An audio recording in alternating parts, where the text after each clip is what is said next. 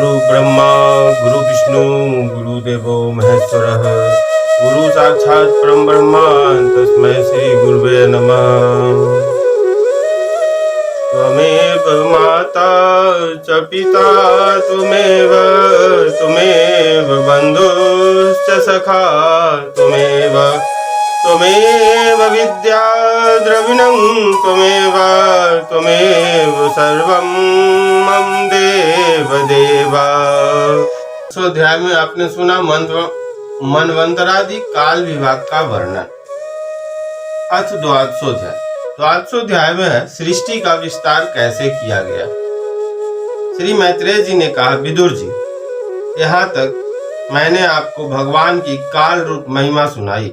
अब जिस प्रकार ब्रह्मा जी ने जगत की रचना की वह सुनिए। सबसे पहले उन्होंने अज्ञान की पांच वृत्तियां तम का मतलब अविद्या, मोह मतलब अस्मिता, महामोह मीन्स राग, तामिश्र का मतलब द्वेष और अंधतामिश्र मतलब अभिनिवेश रची। किंतु इस अत्यंत पापमय सृष्टि को देखकर उन्हें प्रसन्नता नहीं हुई। तब उन्होंने अपने मन को भगवान के ध्यान से पवित्र कर उससे दूसरी सृष्टि रची। इस बार ब्रह्मा जी ने सनक, सनंदन, सनातन और सनत कुमार ये चार निवृत्ति परायण ऊर्ध्वरेता मुनि उत्पन्न किए। अपने इन पुत्रों से ब्रह्मा जी ने कहा, पुत्रों, तुम लोग सृष्टि उत्पन्न करो।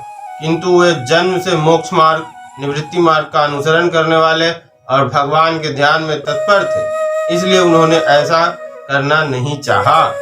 जब ब्रह्मा जी ने देखा कि मेरी आज्ञा न मानकर ये मेरे पुत्र मेरा तिरस्कार कर रहे हैं, तब उन्हें असह क्रोध हुआ।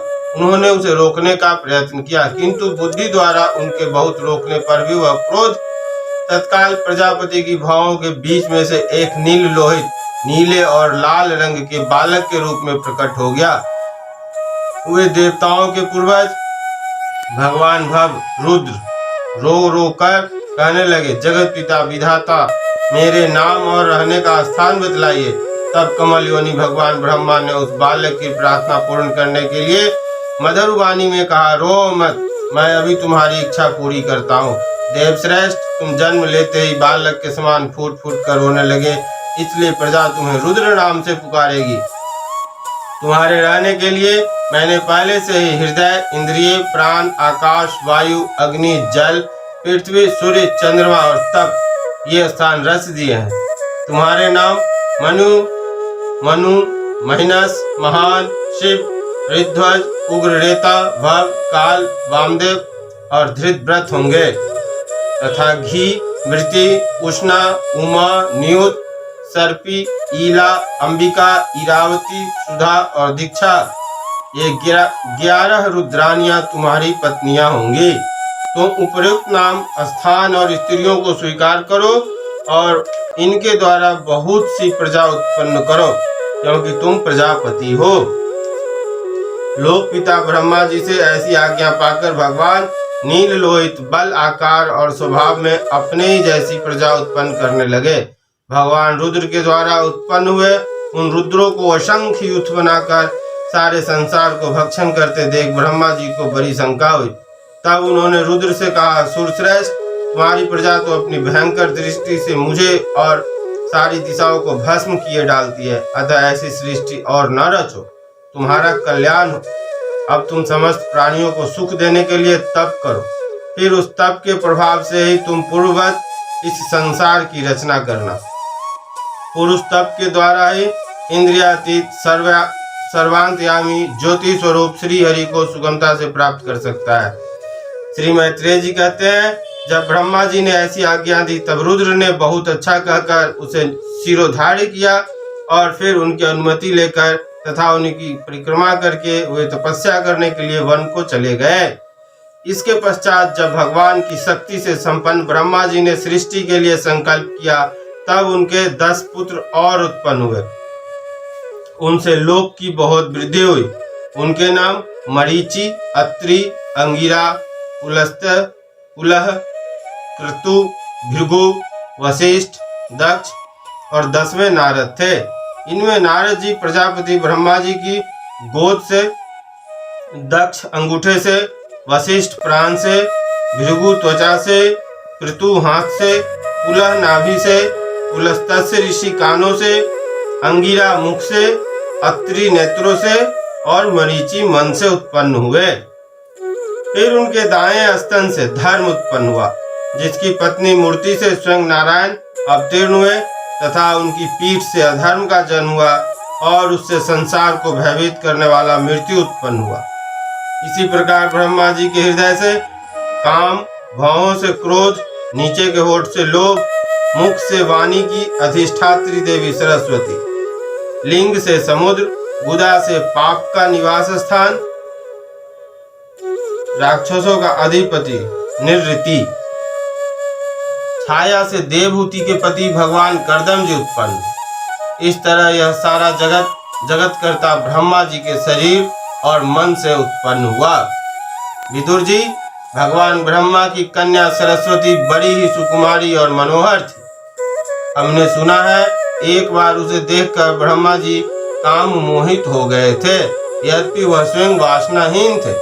उन्हें ऐसा अधर्म में संकल्प करते देख उनके पुत्र मरीचि आदि ऋषियों ने उन्हें विश्वास पूर्वक समझाया, पिताजी आप समर्थ हैं, फिर भी अपने मन में उत्पन्न हुए काम के वेग को न रोककर पुत्री गमन जैसा दुस्सह पाप करने का संकल्प कर रहे हैं। ऐसा तो आपसे पूर्ववर्ती किसी भी ब्रह्मा ने नहीं किया और न आगे ही कोई करेगा।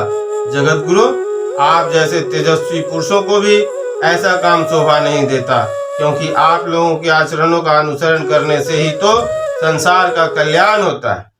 जिन श्री भगवान ने अपने स्वरूप में स्थित इस जगत को अपने ही तेज से प्रकट किया है, उन्हें नमस्कार है। इस समय वही धर्म की रक्षा कर सकते हैं। अपने पुत्र मरीचि आदि प्रजापतियों को अपने सामने इस प्रकार कहते देख प्रजापतियों के पति ब्रह्मा जी बड़े लज्जित हुए और उन्होंने उस शरीर को उसी समय छोड़ दिया। तब उस घोर शरीर को दिशाओं ने ले लिया, वही कोहरा हुआ, जिसे अंधकार भी कहते हैं। एक बार ब्रह्मा जी यह सोच रहे थे कि मैं पहले की तरह सुव्यवस्थित रूप से सब लोगों की रचना किस प्रकार करूं। इसी समय उनके 4 मुखों से 4 वेद प्रकट हुए। इनके सिवा उपवेद, न्यायशास्त्र, होता, उद्गाता, अथर्वयु और ब्रह्मा, इन 4 ऋतुओं के कर्म, यज्ञों का विस्तार, धर्म के 4 चरण और चारों आश्रम तथा उनकी वृत्तियां, ये सब भी ब्रह्मा जी के मुखों से ही उत्पन्न हुए। विदुर जी ने पूछा, तपोधन, विश्व रचयिताओं के स्वामी श्री ब्रह्मा जी ने जब अपने मुखों से इन वेद आदि को रचा, तो उन्होंने अपने किस मुख से कौन वस्तु उत्पन्न की, यह आप कृपा करके मुझे बतलाइए। श्री मैत्रेय जी ने कहा, विदुर जी, ब्रह्मा ने अपने पूर्व, दक्षिण, पश्चिम और उत्तर के मुख से क्रमशः ऋक, यजु, साम और अथर्ववेदों को रचा तथा इसी क्रम से शस्त्र, इज्जा, स्तुति स्तोत्र और प्रायश्चित, इन चारों की रचना की। इसी प्रकार आयुर्वेद, चिकित्सा शास्त्र, धनुर्वेद शस्त्र विद्या, गंधर्व वेद संगीत शास्त्र और स्थापत्य वेद शिल्प विद्या, इन 4 उपवेदों को भी क्रमशः उन पूर्वादि मुखों से ही उत्पन्न किया। फिर सर्वदर्शी भगवान ब्रह्मा ने अपने चारों मुखों से इतिहास पुराण रूप 5वां वेद बनाया।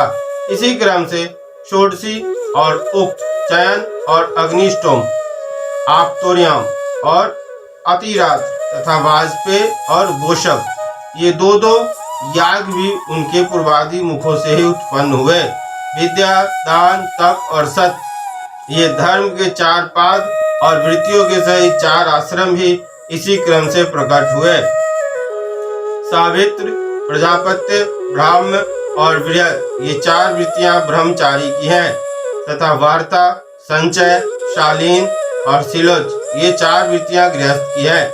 इसी प्रकार वृत्ति भेद से वैखानस, वालखिल्य, औदुंबर, फेनक, ये 4 भेद वानप्रस्थों के तथा कुटिचक, बहुधक, हंस, निष्क्रिय, ये 4 भेद संन्यास के हैं। इसी क्रम से आन्वीक्षिकी, त्रयी, वार्ता और दंड नीति, ये 4 विद्याएं तथा 4 व्याहतियां भी ब्रह्मा जी के 4 मुखों से उत्पन्न हुई तथा उनके हृदयाकाश से ओंकार प्रकट हुआ।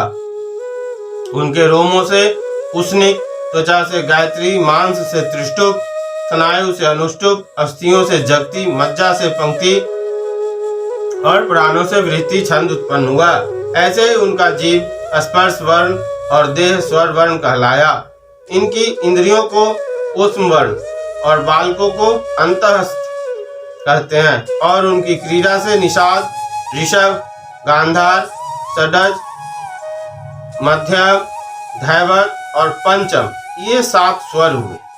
हे तात, ब्रह्मा जी शब्द ब्रह्म स्वरूप हैं। वे वैखरी रूप से व्यक्त और ओंकार रूप से अव्यक्त हैं तथा उनसे परे जो सर्वत्र परिपूर्ण परम ब्रह्म है, वही अनेकों प्रकार की शक्तियों से विकसित होकर इंद्र आदि रूपों में भास रहा है। विदुर जी, ब्रह्मा जी ने पहला कामासक्त शरीर जिससे कुम्हरा बना हुआ था छोड़ने के बाद दूसरा शरीर धारण करके विश्व विस्तार का विचार किया। वे देख चुके थे कि मरीचि आदि महान शक्तिशाली ऋषियों से फिर सृष्टि का विस्तार अधिक नहीं हुआ, अतः वे मन ही मन पुनः चिंता करने लगे।